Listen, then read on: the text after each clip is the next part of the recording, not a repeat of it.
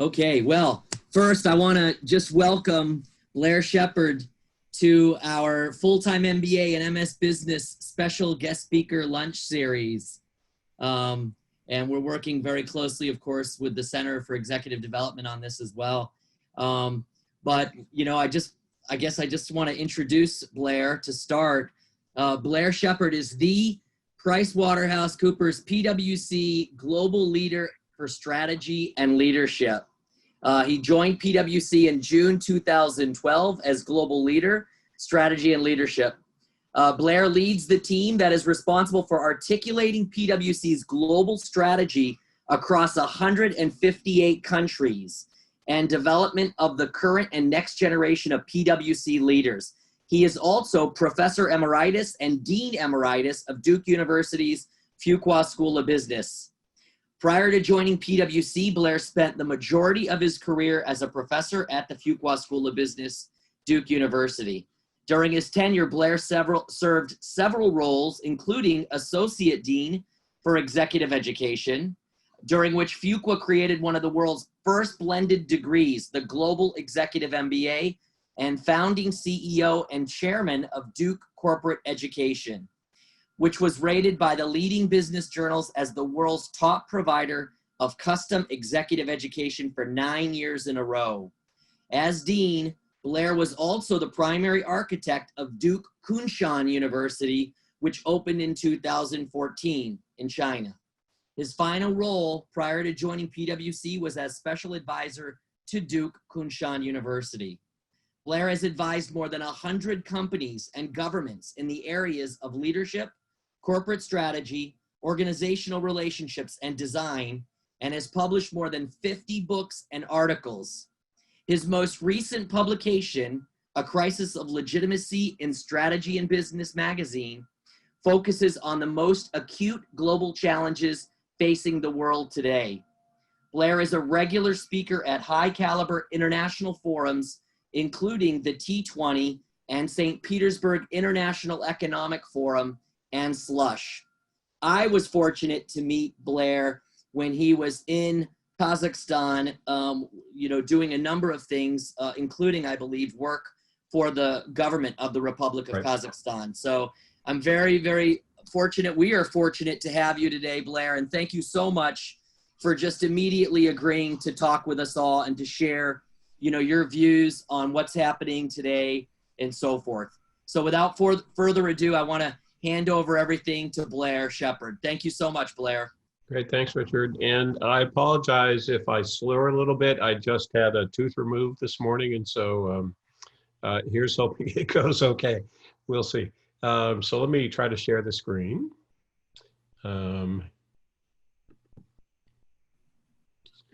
And tell me if this is coming up with you.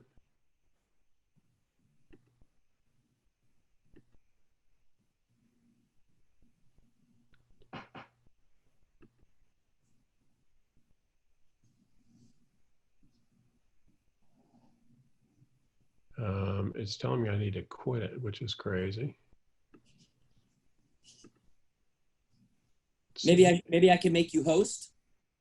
Yeah, see if you can make me host. Is it showing now? No. Okay. Let's go back. And yeah, it was showing I had to quit in order to record. Let's try one more thing. So.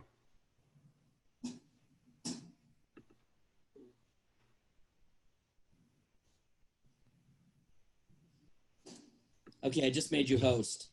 Okay, great. Now let's see if this works. Yep. Okay, great, cool. Let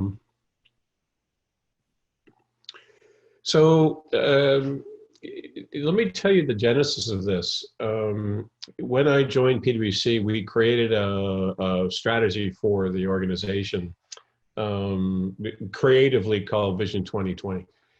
And maybe we created it when I was working for the former chairman, my first boss, and then we were about to shift to a new chair. And he and I had traveled around the world, something we're not likely to do for a while. We'd each been on 4 continents and come back, and we said, you know, it just feels like the world's gotten gritty, really, really gritty. And Blair, is the vision still relevant? So we had to figure out what to do about that. So what we did essentially was visit what turned out to be 60 countries, and we talked to government leaders, our clients in the private sector, members of civil society. Actually, I had passed through Kazakhstan, Richard, as one of these events, just sort of talk to them, and just people on the street, listen in coffee shops, and talk to taxi drivers and whoever we could get, and we essentially just posed one question, which is, how do you feel about the future and what are you worried about, right? And we identified 5 worries that were everywhere in the world, consistent everywhere, from government leaders to private sector to dinner table conversation. And then we went back and started to look at those and asked, are they real? So as working for a good accounting firm, we went and sort of chased the data behind it. And what we discovered is that the worries weren't just real, they were actually pretty serious, to a point where we decided we needed to sort of focus on them, both for our own strategy, but actually think about what it meant for the world to take these issues on, and crafted a book coming out in August, but also sort of just realigned our strategy against it. I'll show you that in a sec, but let me describe the 5 words. We coined the word adapt to summarize them. Because of that, the first one has a bit of an academic phrase to describe it, asymmetry. What it's really getting at is a felt sense of disparity that people had. So in China, that would be the coastal region versus the interior. In the United States, it would be part of the Midwest versus some of the larger cities. In England, it would have been London versus Northern England.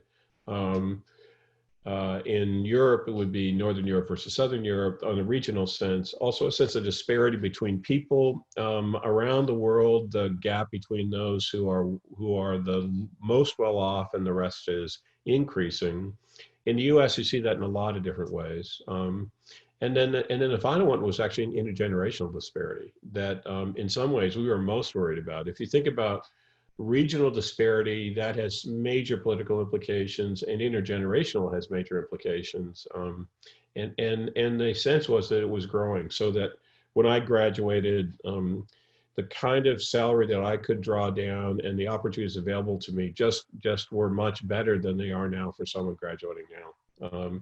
And in Africa, for example, a kid coming out of elementary school or high school, the likelihood of finding a job is just not very high, right? So there was this intergenerational disparity question, and it was growing. It turned out that between individuals was beginning to flatten, but regional and intergenerational was growing. The second thing that we sort of identified around the world was disruption, and that was meant to mean 2 things, more than slightly different from what is taught in the school there. But we meant by disruption the ways in which the implementation of technology was changing society. Right? And there's 2 ways to think about this, right? So the first one is the Industrial Revolution never put a constraint, minimize carbon equivalents in the atmosphere. And so a way to think about climate is actually a disruptive consequence of the technology we put in place to grow our food, transport things, move ourselves, build our homes, build our offices, and create our energy system.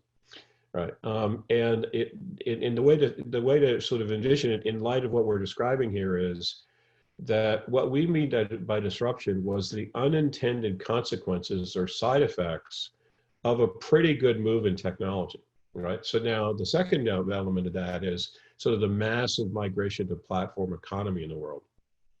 And the thing that happens there is that a problem on a platform becomes a population level problem. So let me give you a few simple examples. The fastest growing cause of death in 16-year-old males at a really ridiculous rate is suicide, to a point where it's approximating accident. Now, it turns out, Richard, when you and I were kids, the way we died was we got sick or we did something really stupid. Right.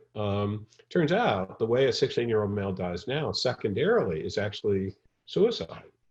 And you sort of say, what's the difference between when I was growing up and now social media, right? Now, it turns out for the women on the call, you could say, well, what about girls? Well, it turns out they don't commit suicide. What they do is cut.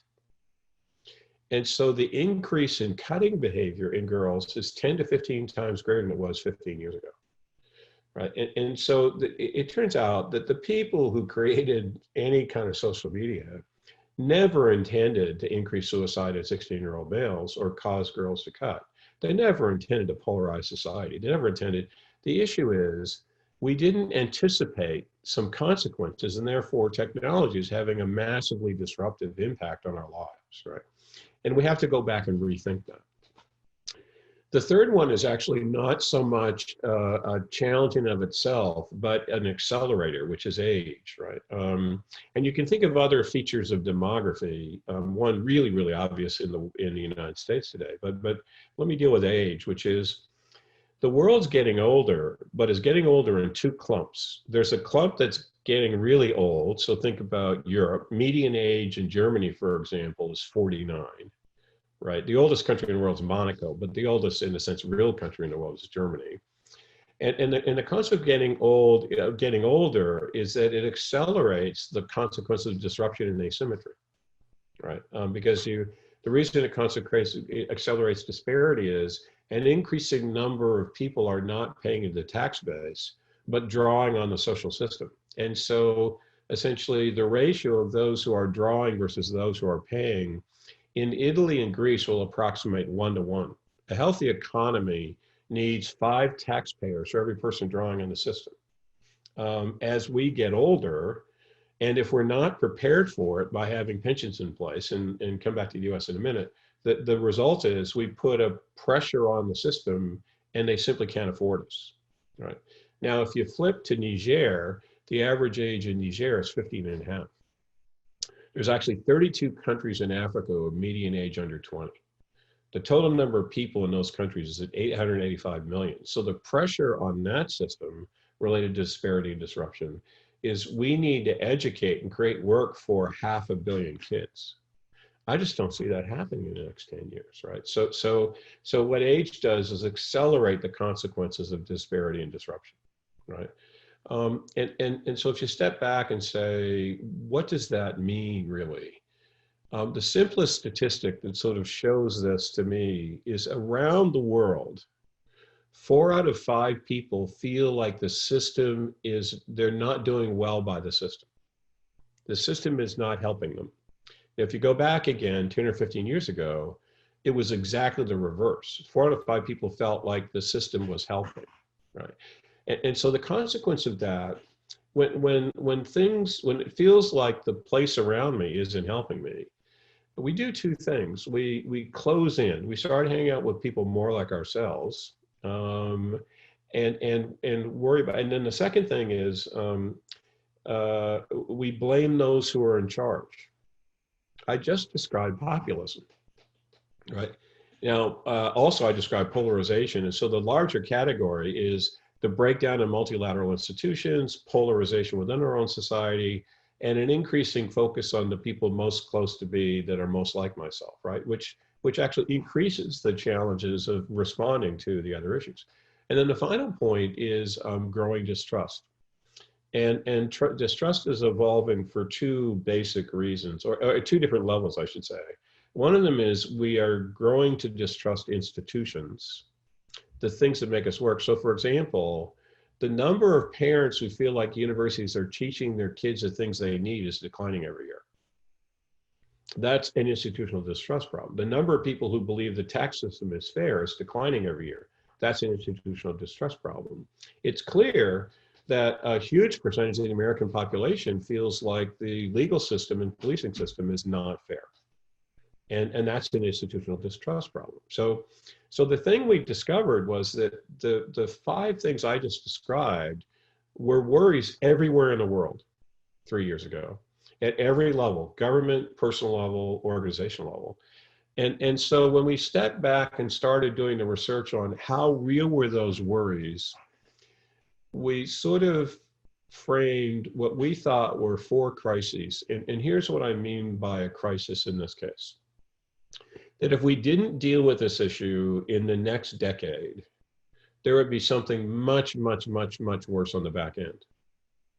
And to deal with the issue was going to require us to take a pretty different approach to how we thought about the thing, right? So if you think about the five I just described, put them together, the first crisis essentially is we've called a crisis of prosperity. What we mean by that is people start to lose hope. When I think the system is not helping me, I start losing hope. And when I start losing hope, I stop dreaming, I stop investing, I stop creating, I stop providing energy, I stop trying to take on the things that need to be taken on, which means essentially we stop being prosperous, okay?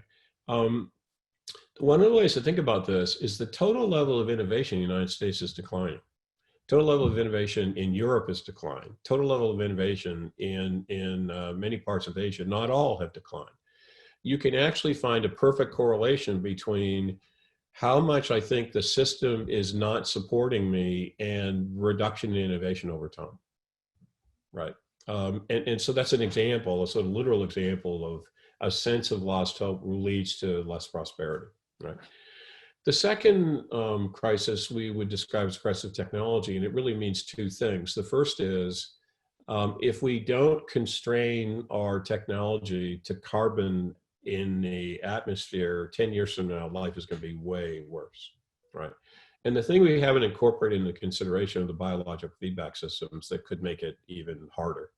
But the other one is that platforms are becoming a significantly greater part of our life. And because they're a significantly greater part of our life, if they have these unintended consequences and we don't deal with those, we can have some extensive and relatively long-lasting negative results that we never meant in the first place. So we have to somehow think about redesigning the technology system with constraints in mind. The constraint on the industrial system is reduce carbon in the atmosphere. The constraint on the technology system is don't do society what you've done to society, right? So we have to breed essentially, we have to put people and the thinking about people or the climate and the context into the design feature. That's all we have to do, right?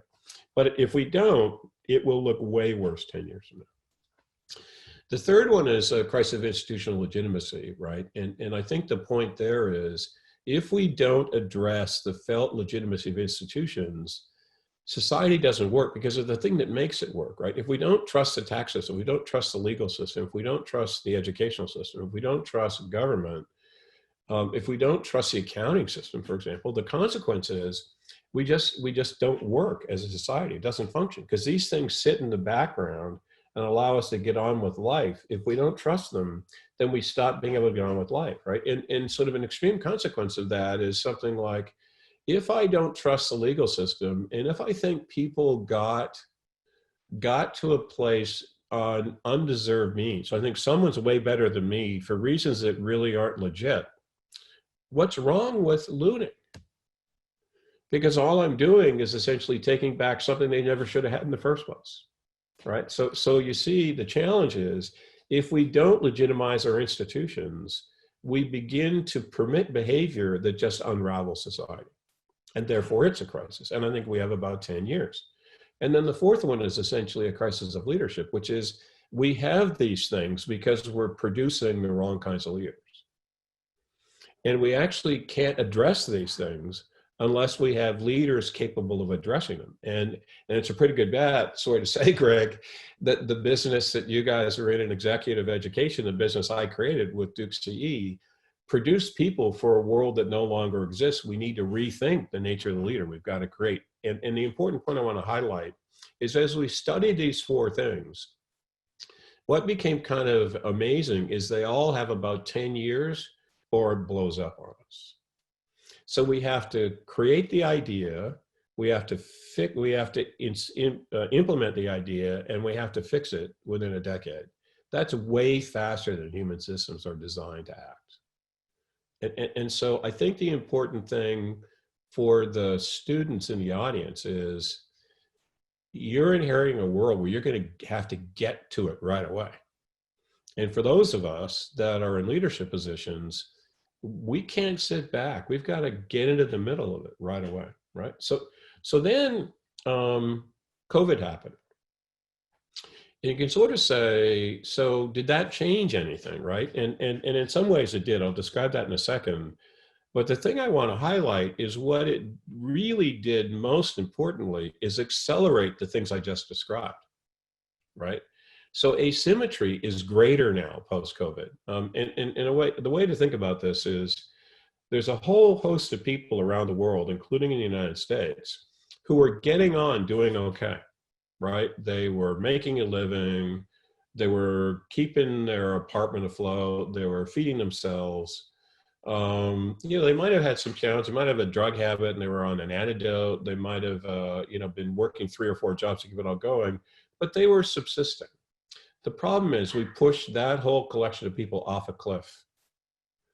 Now, by the way, it's just not an American phenomenon. Ask yourself about the transient workers who are in Mumbai and Delhi working at the factories who had to live in tent cities for 2 months and are now going back to villages with no work.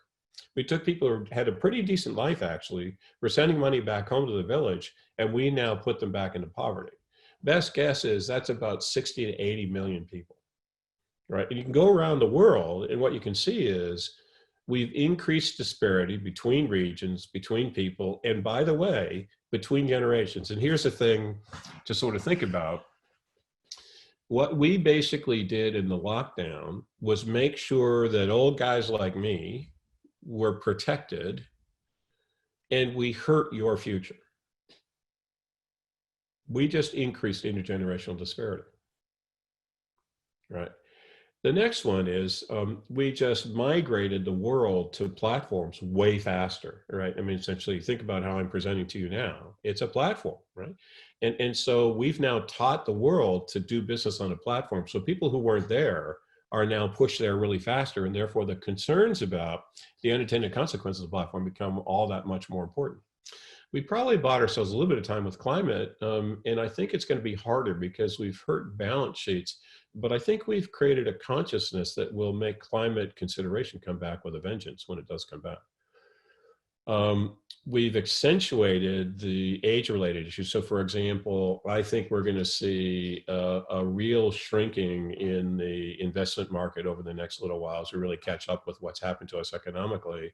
And so the people coming out will have less money when they come out into retirement, will have less money, and there'll be fewer jobs available. So put greater pressure on the consequence of age. If you think about the kids coming out who have to find a job, turns out there aren't going to be those many available because they're going to have significant unemployment. And I think the thing to think about, come to it in a minute, is that small business is really important in this story. We've increased polarization in some ways, although in some ways we brought ourselves together. And we've increased trust in some institutions, but we've really killed trust in others, right? And so what we did was we took ADAPT and put it on steroids, right? But something else happened, right? The other thing that happened is COVID and the lockdown had a direct impact on society and on business. So here's what it did to society. We massively increased national debt. And to give you a sense of how long it's going to take to come out of this, many countries in the world took a decade to come out of the debt that was created from the 7-8 crisis. We're talking about levels of debt 3 to 4 times higher. And so we're going to have a very long-term debt obligation. Now, the US is in a better position because since we're the world's preferred currency, we can actually print money and kind of get away with it. It's a little bizarre at some point if we lose being the preferred thing, but the other countries of the world actually are going to have to do some pretty draconian things, and we're likely to have some sovereign failures as a result. We have significant negative GDP, we have significant unemployment, and there are whole industries that are really in trouble, right? You would not want to be a shareholder in a cruise line right now, right? And so that's what happened with society. On the business side, except for private equity firms that had a lot of dry powder, and the companies that did really well out of this, think about the grocery stores, the pharmacies, and the online retail stores, everyone else has a much, much, much weaker balance sheet. And in some cases, they're pretty bloody, right? because the government was a primary provider of assistance in this, they will be a significant actor in what business does over the next few years. And we have a pretty unpredictable political context. So as an organization, I don't know how to play it because I don't know what the government's going to expect of me or demand of me, right? So just ask yourself the question, how different the obligations are likely to look depending upon who wins the election in the United States in November, right? And so I don't know how to plan for that as a business. We had small business severely damaged. This is the thing I'm most worried about. Most small businesses had about 20 days of reserves. We've extended the lockdown and the COVID implications have extended well past that. So there's a whole bunch that simply won't come back, right? The problem with that is small business was growing about 2x GDP around the world. And it was creating the jobs that was making employment look so good around the world. If small business recedes, recovering unemployment will be really, really hard. We're indebted to the government, and a number of businesses have just had to shut down, right? So here's the thing to think about. On the government side and on the private business side, we have two challenges we have to grapple with. The first one is, how do we repair the damage from COVID? And the second one is, how do we reconfigure ourselves for the world I just described earlier? So let's think about what that looks like for a minute. Here's the transition challenge for companies, the second half of this question I was describing. So the first half is, how do they do the repair? How do they fix the balance sheet? How do they bring customers back? How do they bring employees back? How do they get back into the real estate footprint? Think of that as the restart and repair, but they've got to also completely transform themselves. So if you take Adapt and apply it to the typical company, including ours, here's what we have to do in a very short period of time. We have to get ourselves to net zero way sooner than we thought we were going to. And we're going to have to deal with the physical risks of climate. We're going to have to worry about what are water levels, severe weather, drought, fire, mud going to do to our business, and navigate that. And actually, the consequences are pretty severe for a lot of industries, right? So just think about who holds the basket of mortgages for Miami or the coastline in Texas, right? As the water levels rise, we price those mortgages at the same price we did inland. And those mortgages will have less value because essentially they're sitting on property that's likely to be underwater in significant cases. The second piece is we have to progress our businesses to a platform-based economy really, really fast, right? So to think about this is anyone who's depending upon physical assets as the ways in which they make money, either as a manufacturer or service provider, is actually going to have to figure out how to compete in the platform-based world. And do so really, really quickly. The third is we're going to have to navigate a fractured world, right? And COVID just made this one even greater because national security concerns and national resilience concerns will cause many countries to bring things back that used to be overseas for security reasons. And then finally, you take all of that against the other elements I described in Adapt, we're going to have to do massive workforce transformation. We're going to have to get people able to use technology to deliver. We're going to have to get people who have climate understanding into our businesses. We're going to have to figure out how to localize work and therefore have our workforce in a completely different configuration than we did before. Those are major transformation requirements of every client that we have, every business that I know, including us. And the problem is, if I go back to this slide, we're doing that from a much weaker position and with other repair concerns.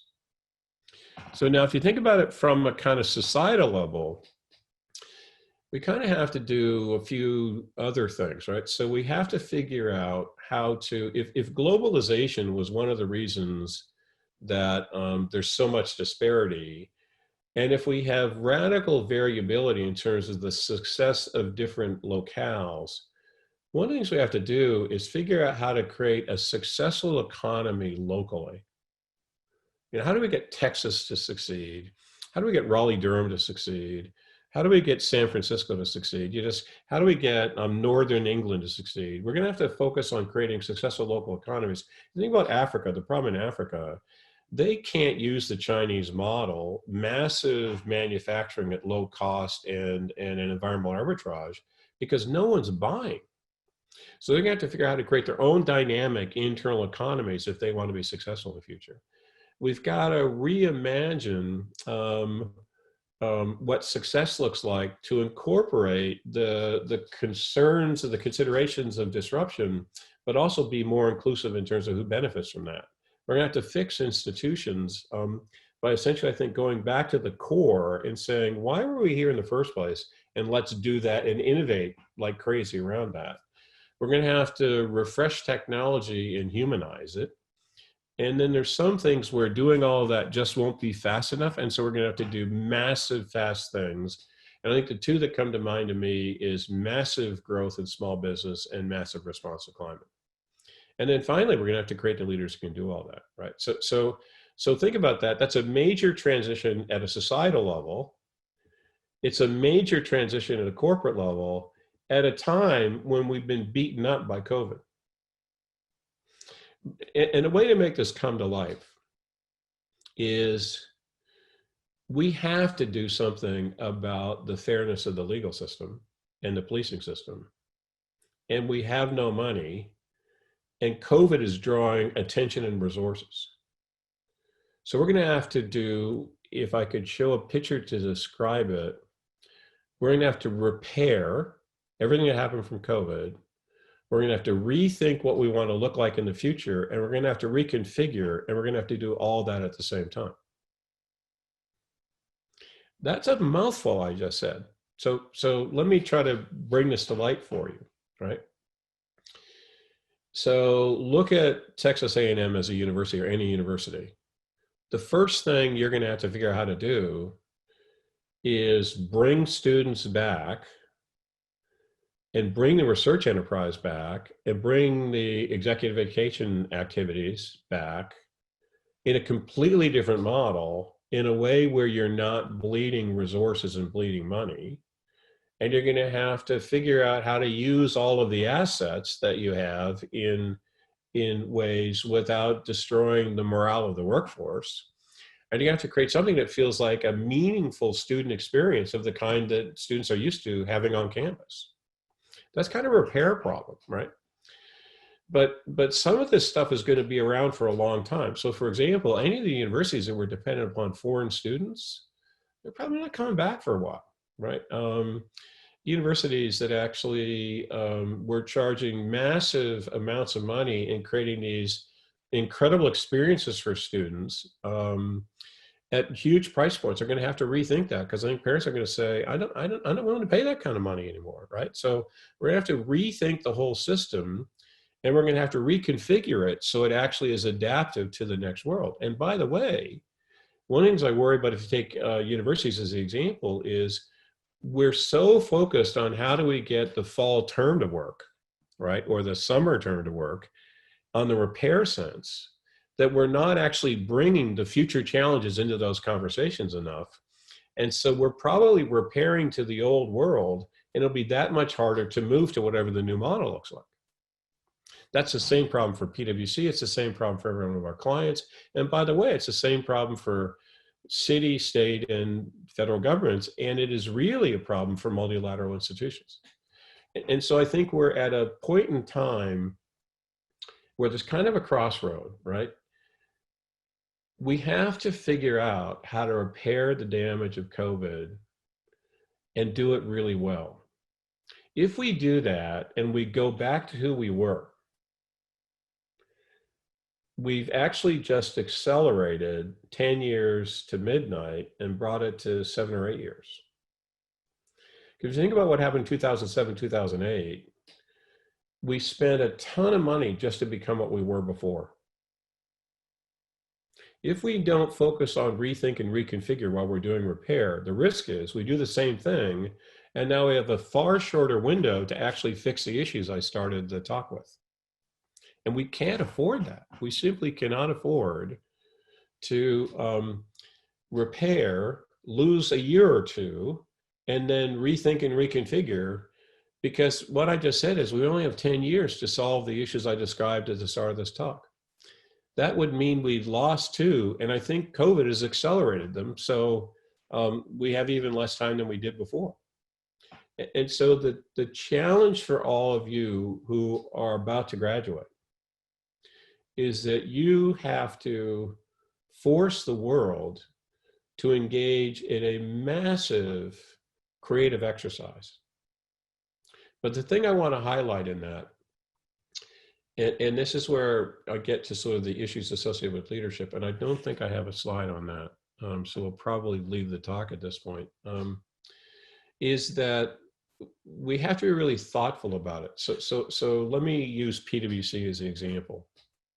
As we're reimagining PwC and what we have to do in this story I just described, and how we have to help our clients do it, there's a temptation to say, let's just blow everything up and build a new capability set, right?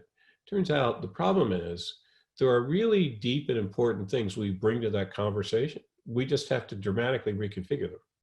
So what we need to do is be kind of a paradox, which is tradition innovators. We need to understand our purpose, recognize our core, and redesign the whole system to meet that. Now, I think actually that's the challenge of every institution in the world today. It's the challenge of any government. It's the challenge of any police system. It's the challenge of any tax system. It's the challenge of any university, any institution in the world today.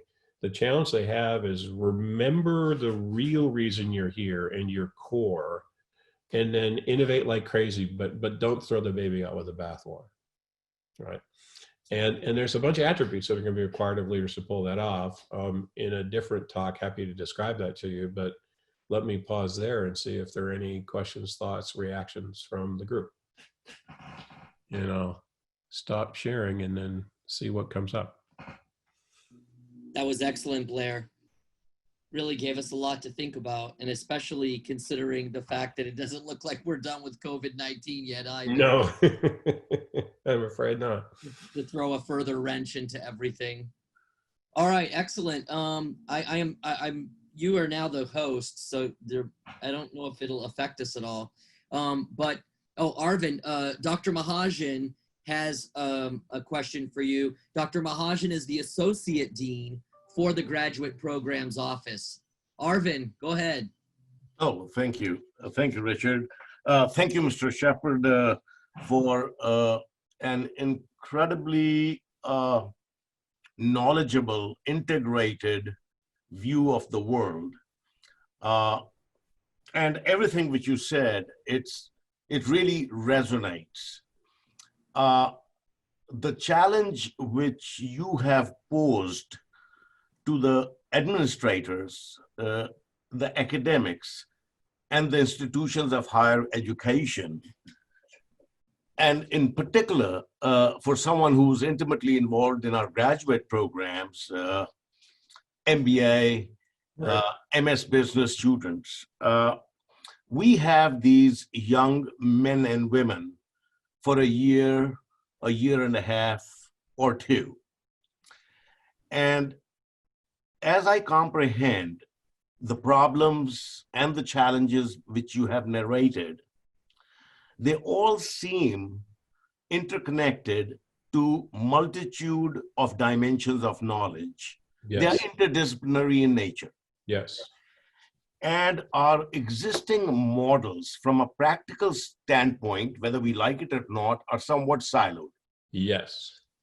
And we are constrained by that. Yes. And leaders have limited ability, unless they are kamikazes, or have very thick skin, or are very persuasive and have a long lifespan, to change things.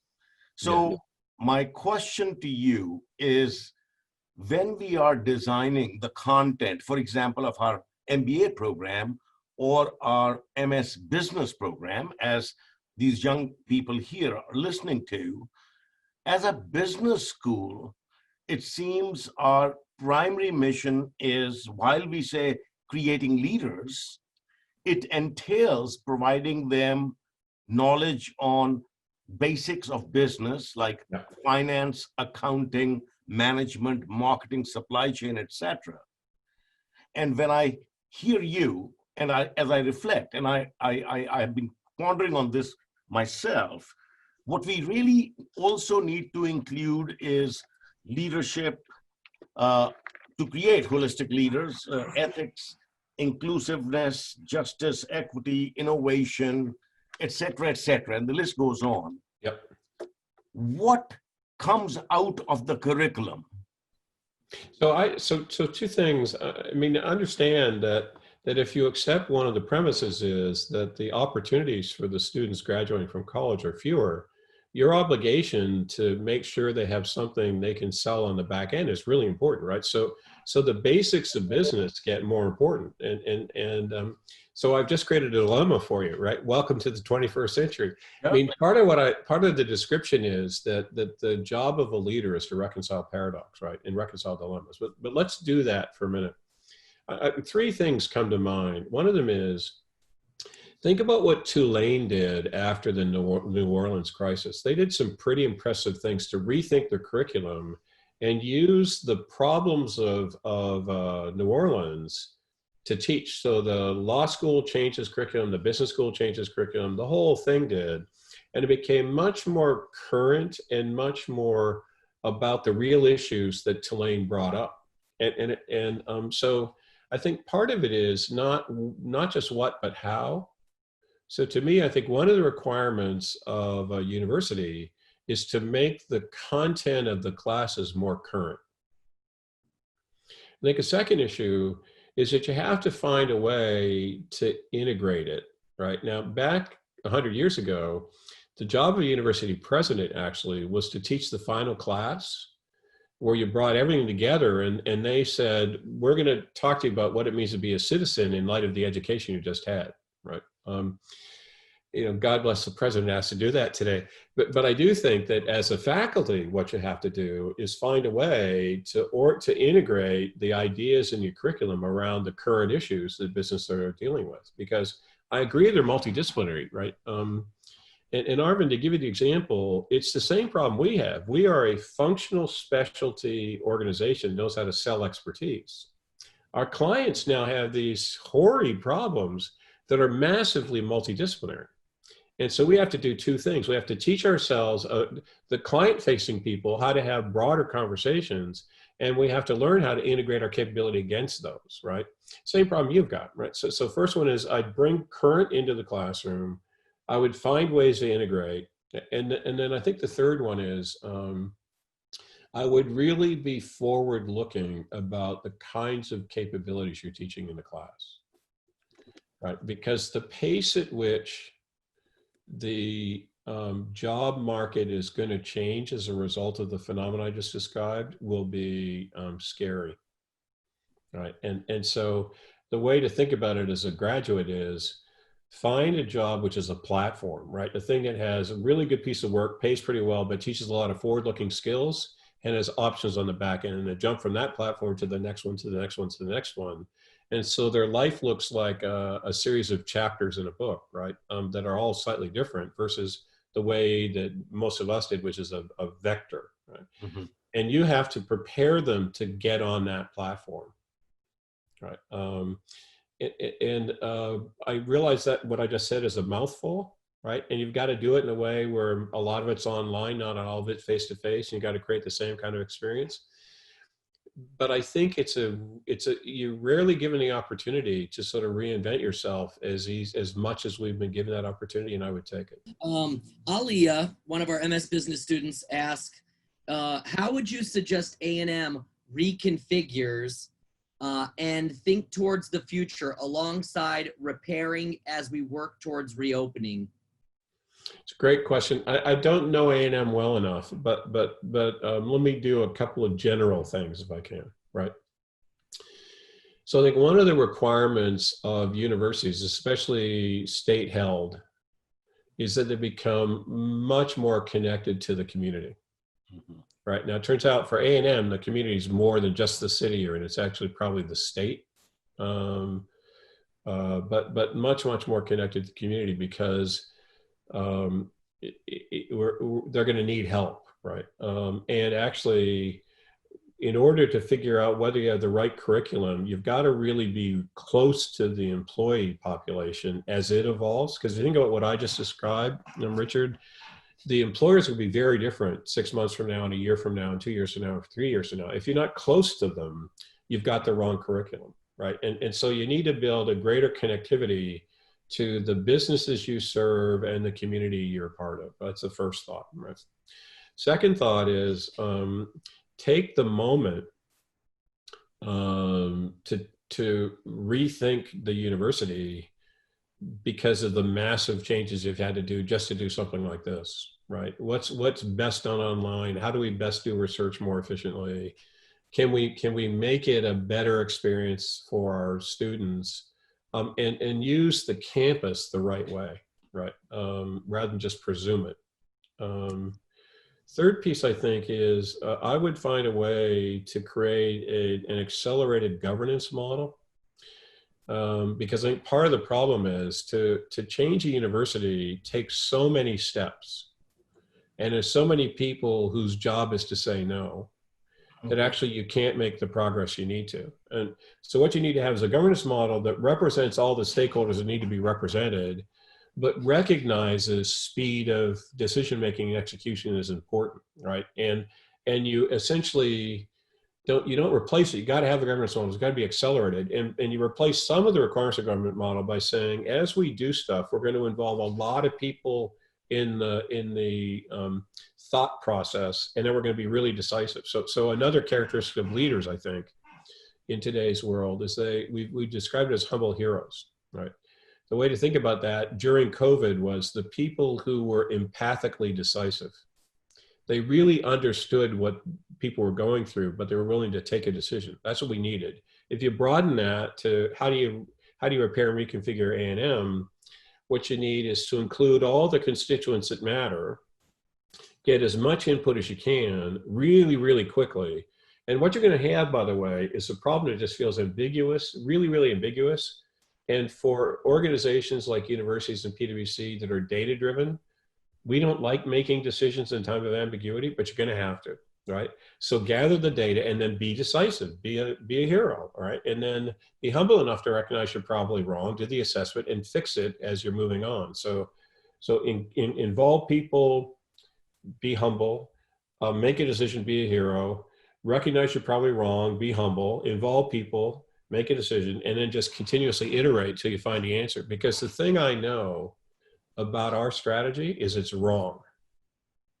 Because no one knows what's going on in the world today. Now, and it's right directionally, I hope, and it's right 80%, but that 20% is really important. So we have to have the ability to continuously iterate. I think you have to do the same thing. Yeah, I mean, I think that really applies to a lot of what we're going through on a daily basis. And, you know, we have the same problems as you and as other universities and so forth. Yeah. Just, you know, all the unknowns, how do you deal with it and so forth. And it's something that we're literally, you know, encountering and talking about and working on a daily basis. So, and one other thing, Richard, is really important, I think, is one of the problems is the repair piece can be overwhelming, right? Especially in a system that governs itself the way a university does, right? And so you can spend all this time focusing on what's the next term going to look like and miss the opportunity to say, how do we use the next term to become an even better version of the university we are, right? And that's a tough job, but you got to do it. You got to bring reconfigure into the repair conversation. Excellent. Zachary, another MS business student, asks, has the world had to deal with a similar set of problems in the past? Yeah, I think, but actually not at the same time in a way. So you take the extremes, and this sort of illustrates the point, though, which is the most extreme version of COVID was the plague. The thing we know about the plague is two things, actually. It completely changed society, right? And the organizations that understood where it was going and configured themselves coming out of the plague wrote history for 100 years. Great Depression, same thing, right? It completely changed who we were, right? Caused a war, actually, but completely changed who we were. And the organizations that understood where there was going and used the Depression to reconfigure themselves wrote history for 100 years. There were these firms that emerged from the Depression and the plague, or organizations, because there weren't firms back in the time of the plague, that actually just were ridiculously successful because they used the moment to become what they could.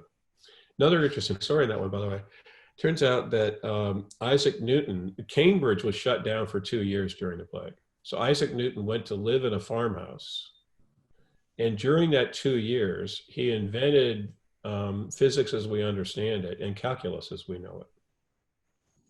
So you can take the time and use it pretty effectively, right? If he can do that, why can't we? So I think, but if you think about the more recent ones, none of them compare, because it is a combination of an economic phenomenon and a biological phenomenon. So you got to kind of take the Depression, the plague, and put them together, right? Not as extreme, but same basic phenomenon. And the fact, I think, that pretty much the entire globe is being affected. The whole world. This is the other thing. What's really amazing about this is we've had a shared experience, which I think will help us a lot if we take advantage of it, right? In a big way. I agree with that. Yeah. Sophia Salazar, another MS business student, asks, how will the leaders the future world will need differ from the leaders we need and have now? So I actually think the leaders we need now are pretty close to leaders we're going to need, right? Not the leaders we have now, the leaders we need now. Let me make a different statement, because I wouldn't say that all the leaders we have today are what we need. And that isn't, I don't mean a particular person when I say that. I mean a lot of people, right? So don't read that as a political statement. I'd need more wine before I was willing to make that statement. But the thing I think that's important to think about is what is the kind of leader we need? And what we've essentially argued is they have to be able to reconcile 6 paradoxes, right? So the first paradox is they've got to be really technically savvy, but they've got to understand humanity and how social systems work and how people work and how psychology works. Because we're designing these systems not understanding that, and the net result is they're not working for us, right? So we need technology savvy humanists. The second thing is we actually need people who are really politically capable, and by that I mean in a Platonic sense, Aristotelian sense, which is they can navigate interest and get things to happen, but they have massive integrity. Because the danger of a political process of the kind you need, just think about changing A&M, right? That's a huge political issue just to get it to change. The danger is you get the change to happen, but you forget the reason why you had it in the first place, and therefore you lose the benefit of the change, right? And you can't garner the support because people don't trust you.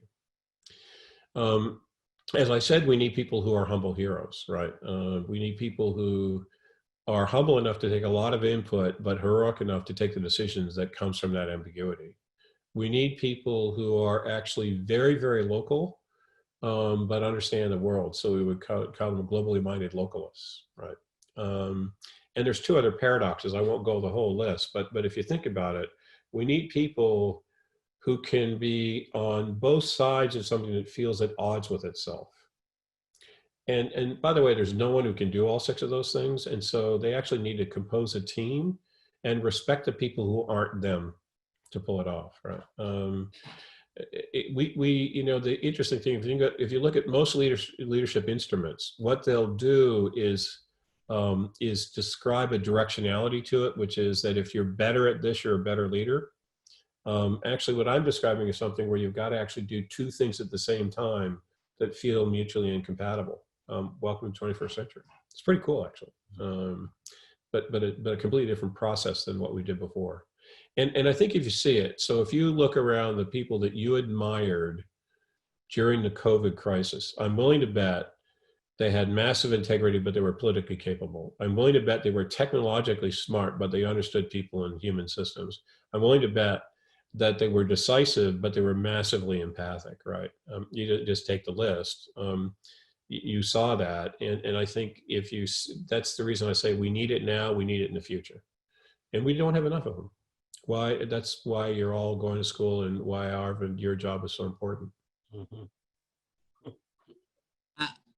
I want to be sensitive to your time because it is 1 o'clock. I don't know your, I mean, I know Blair, I'm you're good on the back end. I don't want to abuse other people's time, so I can do incredibly 10 more busy, minutes if but that's helpful. do you have time for a few more Sure. questions? Sure, I have time. Happy to. Excellent. One that just piqued my interest. What industries do you think will be gone due to transition after COVID-19? Yeah, I actually don't think industries will be gone. I think that actually types of plays within industry will be gone, right? So here's how we're looking at, there's this interesting proposition that's emerging in some of the discussions we're having internally, which if you think about the standard theory of finance, right, is it actually, in some ways, a person who doesn't have the time to think about investment is better to buy a basket because you're not going to outthink the market, right? Well, here's what I think is happening as a result of COVID and what was occurring because of ADAPT is actually individual firms that are responding to the issues that emerge from COVID, which is the acceleration of the crises I was describing, and the issues that come out of COVID, will actually outstrip dramatically. And so you actually kind of have to know a firm at a time who's performing. And the reason I say that is actually we're experiencing something we've never seen before, and therefore all the data and all the analyses that come from history are only imperfect representations of what actually is likely to succeed. And you can do some pretty thoughtful analysis about who a winner is or not, but it's got to be forward looking. It has to use a set of completely new assumptions from the ones we had before. So to me, the answer is there are firms within every sector that will do really, really, really well. And there are firms in sectors that will do terribly. And so I wouldn't make sectoral investments. I would make problem-based or opportunity-based investments, and I'd do it by baskets of firms that seem like they match that. So I think the task for anyone who's doing asset management just got way more interesting. Mm. Thanks for that question, Adil. Adil's one of our incoming full-time MBA students. Great question, by the way. Yeah. Actually, Gabe asked a good question, Gabriel Vasquez, and he's one of my good friends from, of course, the Center for Executive Development joining us. Got a lot of my good friends on for that from there. He asks, please share your thoughts on ADAPT and the future of executive education. Yeah, so I'm glad I'm not running Duke C anymore because I'm really confused about what you do in that business. But let me try. So if you think about the innovations in exec ed that drove the last 15 years or so, right? Essentially, they were about go find out the challenges a particular company is having, figure out how to create the optimal design for that, and then bring the best in the world to deliver that design, right? That's sort of what many schools have been trying to do. And much of the open enrollment exec ed has sort of come from the lessons from doing that work, right? I actually think we have to return a little more to having a point of view and actually leading the conversation. Now, the point of view has to come out of co-creation with a client, for example, but then we have to build a point of view because there's a couple of interesting things, right? So I think I was looking at data a couple of days ago that something like 48% of CEOs are burned out and are at a point where they just can't handle the ambiguity anymore, right? Because they have to perform way more than they ever did every day, and the world just feels way crazier, right? And so part of what you need is some centering ideas. Right. And so I think it's incumbent upon the academy working, and this is where being close to communities is matter because you don't want the wrong ideas. And they can't be too simple so they take us down the wrong path. But we need some centering ideas. We actually need to reframe our assumptions and reframe our approaches in ways that give people purchase on the new set of problems. And so I think the leading from thought is going to be more important than it has been for the last 15 or 20 years, where thought mattered, but it came on the back end, not the front end. Second piece, I think, is we really do need a different kind of leader, and we need more of them. And, you know, I'd have a bias. I'd say, go study the 6 paradoxes and figure out how to teach it. But I don't care what perspective you have, just recognize we need different leaders and we need more of them. And so get to it and focus on that. And the third, I think I'd say the same thing, which is throw cases out, because the current circumstances, the world is so dynamic that it's current, right? And a story for you. There was a faculty member I co-taught with once who was probably the leading person in strategy in the world. And we were teaching for a client, and he taught a case. And I said, so why are you teaching a case? Because the client's problem doesn't really match the case all that well. And the current issue is so interesting, you could just teach it for a day. And he said, Blair, here's my problem. I can't deal with the current issue because I might not know the answer to the questions they have. And my question of him was, you've thought about more strategic issues than anyone I've ever met in my life. What question could they possibly have you haven't thought about, right? And his answer was, I don't care because I'm too afraid of the risk involved in doing that. So I think part of what we have to do is come out from behind the case and come out from behind the PowerPoint slide and join people in a conversation about current issues that are real, and change the discussion we have every program we run, because what it looks like this month is completely different 3 months from now. It's completely different 3 months after that. And if we're not helping them in the current, we're actually not doing what we need to do to help the leaders be successful. And so there's a paradox, Richard, in what I said, which is rethink the fundamentals and make sure you're teaching those well, but really rethink them before you do, but then be highly current in what you're doing in terms of delivery. I think that's really good advice, especially when everything is changing so rapidly right now in particular. Well, I certainly think it's really important to keep things relevant and innovative for sure. I mean, things, as I said, things are changing so rapidly. You can't, you definitely need the fundamentals, absolutely, but you need that relevance as well. I think it's so important. It's one way, obviously, we can differentiate, right?